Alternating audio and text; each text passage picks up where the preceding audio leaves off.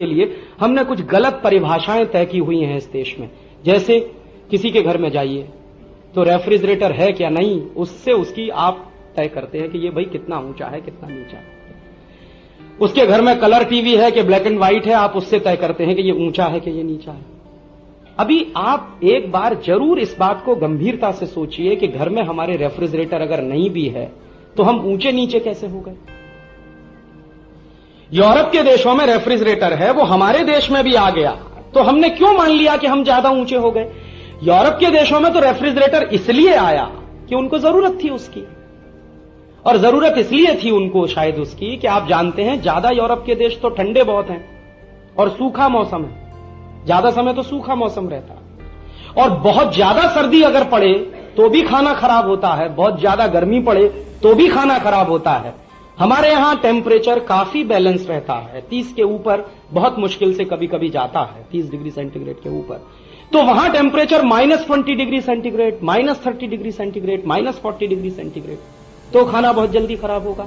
30 centigrade 30 degree से ऊपर चला जाएगा तो खाना जल्दी खराब होगा। तो उनकी तो प्रॉब्लम थी कि बहुत ज्यादा समय ऐसे टेम्परेचर वेरिएट करता, इसलिए कोई ऐसी मशीन चाहिए, तो उन्होंने रेफ्रिजरेटर ईजाद किया।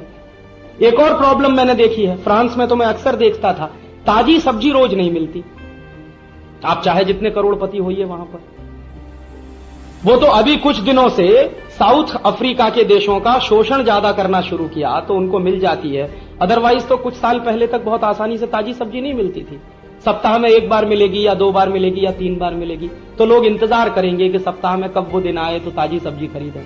तो जिस दिन आया उस दिन इकट्ठी खरीद के ले गए और उसको भर के रख दिया, तो हफ्ता भर काम चलाना है। दूसरा, ऐसी संस्कृति नहीं है वहां पर कि आप ताजा खाना बनाएं और खाएं। शायद ही यूरोप में कोई ऐसा घर होगा जो प्रॉपर लंच करता हो, ठीक तरीके से लंच करता हो, ऐसा घर शायद ही एक मिलेगा कोई आपको, या 2 मिल जाएंगे। और ठीक तरीके से डिनर करता हो, ऐसे घर भी आपको मुश्किल से 15 से 20% ही मिलेंगे।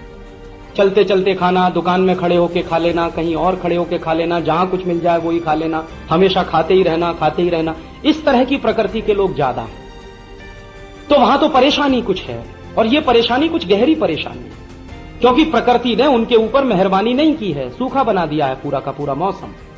और बहुत सालों तक तो खेती नहीं हुई है पूरे यूरोप में, आपका अंदाजा नहीं है। 1690 के पहले यूरोप के किसी भी देश में खेती नहीं होती थी। खेती होने का काम 1690 के बाद शुरू हुआ, और वो भी तब जब हिंदुस्तान से हल गया है इंग्लैंड, तब खेती हुई है वहां। हल बनाना भी नहीं आता था उनको, हल यहां से गया, यहां से हल देखकर उन्होंने हल बनाना शुरू किया, फिर खेत जोतना शुरू किया। तो खेती तो बहुत बाद के विकास की कहानी है, और उद्योग तो अभी 250-300 साल पुराने। इंडस्ट्रियल रिवॉल्यूशन के पहले कौन से उद्योग के बारे में आप जानते हैं इंग्लैंड के या यूरोप के? तो ये तो सब बहुत ताजा ताजा है। प्रकृति ने उनको बहुत मुश्किलों का मौसम दे दिया है। ऐसा अद्भुत मौसम है कि साल में 6 महीने सूरज ही नहीं निकलेगा, और साल में 6 महीने सूरज नहीं निकलेगा तो खेती कैसे होगी फिर? खेती के लिए तो गर्मी भी चाहिए, सूरज भी चाहिए। ऐसा भी मौसम है कि साल में 6 महीने बर्फ ही बर्फ जमी रहे। ऐसा भी मौसम है कि बारिश कभी भी हो जाए।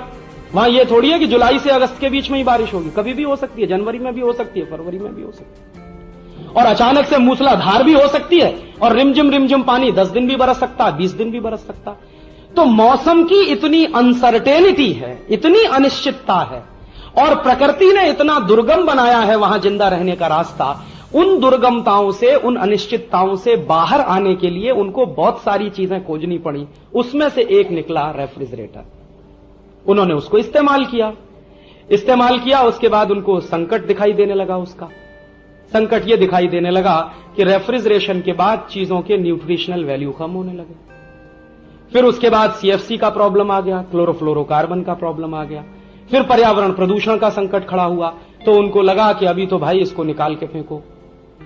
और अमेरिकन लोगों में, खासकर यूरोपियन लोगों में, एक बड़ी बुरी आदत पड़ गई है फ्रिज आने के बाद, हमेशा ठंडा पानी पीना, पानी में भी बर्फ डाल डाल के पीना, क्यूब्स, आइस क्यूब्स डाल डाल के पीना। और आप जानते हैं जितना ज्यादा ठंडा पानी पिएंगे कॉन्स्टिपेशन उतना ही ज्यादा होगा। यूरोप का हर व्यक्ति कॉन्स्टिपेशन का मरीज है, सामान्य रूप से आप सर्वे करा लीजिए। अमेरिका में उससे भी जबरदस्त कॉन्स्टिपेशन है। मैं तो अद्भुत आश्चर्य करता था, यूरोप में मेरे जिन दोस्तों को देखता था 2-2, 3-3, 4-4 दिन टॉयलेट नहीं जाते। इतना कॉन्स्टिपेशन। एक बार तो मैंने एक ऐसे भी डॉक्टर से मुलाकात की पेरिस में जो कॉन्स्टिपेशन का एक्सपर्ट। तो मैं गया कि जरा देखूं क्या दवा देता है वो। कहता हूं कि फ्रिज का पानी पीना बंद कर दो और फ्रिज में रखी हुई चीज खाना बंद कर दो। फिर दूसरा संदेश ये देता हूं कि पानी को गर्म करके पीना शुरू कर दो। मैंने कहा फिर क्या होता है कि 15 दिन के बाद आके कहता है कि कॉन्स्टिपेशन ठीक हो गई। मैंने कहा फीस कितनी लेते हैं? तो डॉलर में हिसाब मैंने लगाया। स्विस फ्रांक की एक अलग करेंसी है, लेकिन डॉलर के हिसाब से $250 लेता, सिर्फ ये बताने के लिए कि गर्म पानी पियो और फ्रिज में रखी हुई चीज मत खाओ। तो मैंने कहा आप क्या डॉक्टर हैं? ये बात तो हिंदुस्तान की हर दादी मां जानती है, हर नानी मां जानती है। हमारे घर में तो घर घर में डॉक्टर है।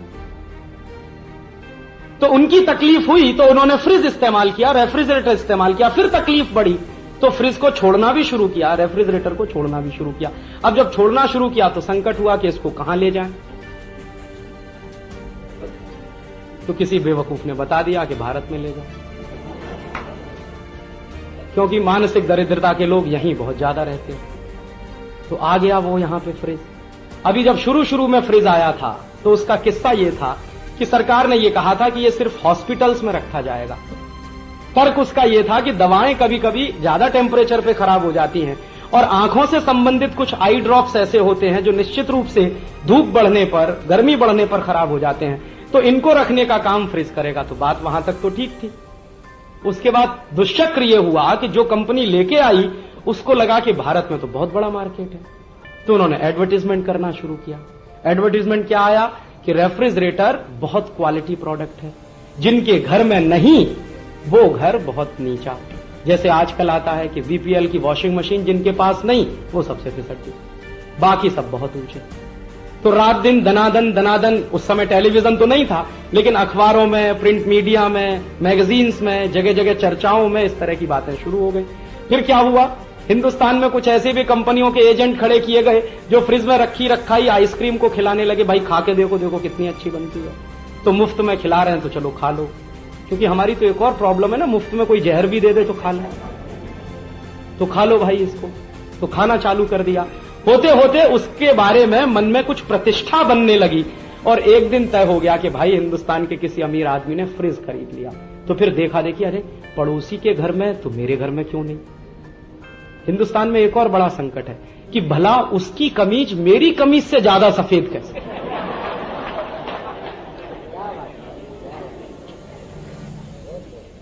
पूरा देश इसी में बर्बाद हुआ कि भला उसकी कमीज मेरी कमीज से ज्यादा सफेद है। फंस गए चक्कर में कि अभी उनके घर में तो मेरे घर में क्यों नहीं। और उसके तरीके क्या हैं? उसके तरीके ये हैं कि एक दो बार उसमें से जमी हुई बर्फ ले आए तो फिर कह रहे बार बार जाने में शर्म आती है, क्यों नहीं अपने घर में ले लेते। मैं मेरे घर का किस्सा सुना रहा हूं आपको, ये किसी और के घर। मेरी मां कह रही है मेरे पिताजी से रोज पड़ोसी के घर में जाना पड़ता है बर्फ लेने के लिए, आप क्यों नहीं ले लेते इसको। और हमारे पिताजी तर्क दे रहे हैं कि उसकी जरूरत क्या है, कि अरे बहुत जरूरत है, देखो ठंडा पानी मिलता है, ये है वो है। अब उसमें ठंडा पानी बाकी सब बातें माइनस है। जो मैंने मार्क किया मेरी मां को वो ये कि पड़ोसी के घर में है, हमारे घर में। और आप तो इतने बड़े ऑफिसर हैं, वो तो आपके ऑफिस में क्लर्क जैसा है, और आप नहीं लेंगे तो फिर क्या हो जाएगा और कैसे हो जाएगा। तो आ गया सत्यानाशी हमारे। अब जब आ गया तो हमको ये नहीं मालूम कि उसको हैंडल कैसे करें। जो मशीन किसी एक दूसरे ओरिजिन से आई, आपकी जरूरत नहीं थी, लेकिन जबरदस्ती आपने अपनी जरूरत बनाई, तो उसको हैंडल करना भी एक प्रॉब्लम है। तो हैंडल कैसे किया जाए, तो वो आके रख गई। तो फिर परेशानी हमारे घर में ये शुरू हुई कि भाई ये खाली फ्रिज कैसे रहे। हाँ, कोई पड़ोसी आ गया, खोल के देख लिया तो क्या होगा, बेइज्जती हो जाएगी। तो मुझको भेजा जाता था कि जा सब्जी लेके आ। तो पहले मेरा काम यह था कि रोज सवेरे उतनी ही सब्जी लाना जितनी दोपहर में बनेगी और शाम को दोबारा लेके आ। फिर मुझको आदेश दिया गया कि 5 दिन की सब्जी ले आ, 7 दिन की सब्जी ले आ, क्योंकि भर के रखनी है ना, अभी कोई आएगा तो खाली कैसे देखे। तो सब्जी लाना और भरना चालू कर दिया। फिर कुछ हिस्सा ऐसा भी था, अरे इसमें सॉफ्ट ड्रिंक की बोतल भी रखनी चाहिए अब तो उसमें सॉफ्ट ड्रिंक की बोतल भी रखना शुरू कर दिया। फिर एक दिन मेरी मां को लगा कि अरे अभी तो एक हिस्सा खाली रहता है, तो क्या करना है, तो पहले आटा ज्यादा गूंदना है, फिर बचाना है, फिर उसमें रखना।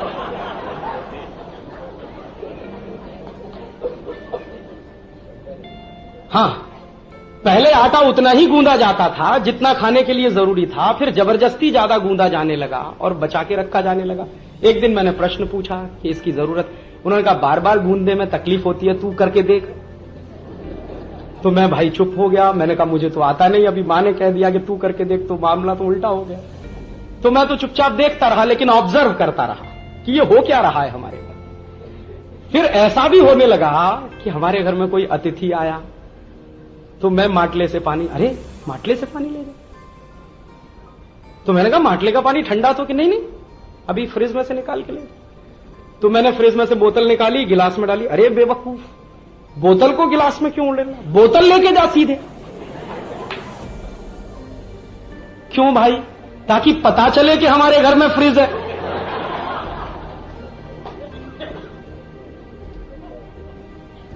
अगर बोतल का पानी हम गिलास में निकाल लेंगे तो पता नहीं वो माटले का है कि फ्रिज का है।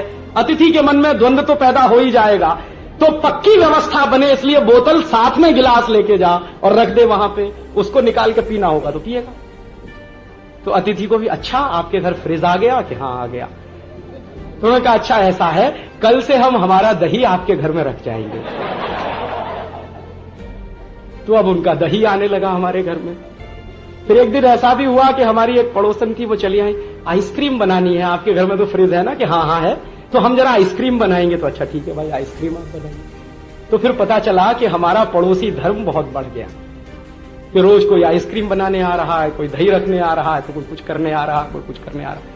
और फिर कभी कभी खराब हो गया वो, तो हमको तो आता नहीं कि ठीक कैसे करें, क्योंकि अपन की बनाई हुई टेक्नोलॉजी हो तो ठोंक पीट के कुछ ठीक कर ले। अभी दूसरे की बनाई हुई है तो उसमें हमें तो कुछ लगता नहीं, तो वो खराब हो गया तो रखा हुआ है सफेद हाथी की तरह से। तो पड़ोसी आ रहे हैं और ताना मार रहे हैं, अरे अभी तक ठीक नहीं कराया आपने, तुम्हारी माताजी पिताजी का कान खा रही है, अरे आपको कुछ ध्यान भी है घर का, ये फ्रिज इतने दिन से खराब पड़ा। तो वो कहे अच्छा ठीक हो जाएगा। अरे नहीं नहीं, आज ही ठीक होना चाहिए। वो पड़ोसन आई थी और उसको आइसक्रीम बनानी थी, अभी पड़ोसन की आइसक्रीम की चिंता। अब मैंने ये देखा कि पहले हम हमारे घर को चलाते थे, फिर फ्रिज ने हमारे घर को चलाना शुरू कर दिया। अभी हर काम फ्रिज के हिसाब से हो रहा, सब्जी फ्रिज के हिसाब से आ रही, ये फ्रिज के हिसाब से हो रहा, वो फ्रिज के हिसाब से हो रहा। और फिर यहां तक तय होने लगा कि अरे अभी तो सवेरे का खाना है तो चलो ठीक है फ्रिज में रख दो, शाम को खा लेंगे। अभी सवेरे की सब्जी भी ज्यादा बचने लगी, दाल भी ज्यादा बचने लगी, वो सब फ्रिज में रखी जाने लगी, फिर उसको गर्म किया जाने लगा, फिर उसी को खाया जाने लगा। तो मैंने तो देखा मेरा घर तो पूरा बदल गया।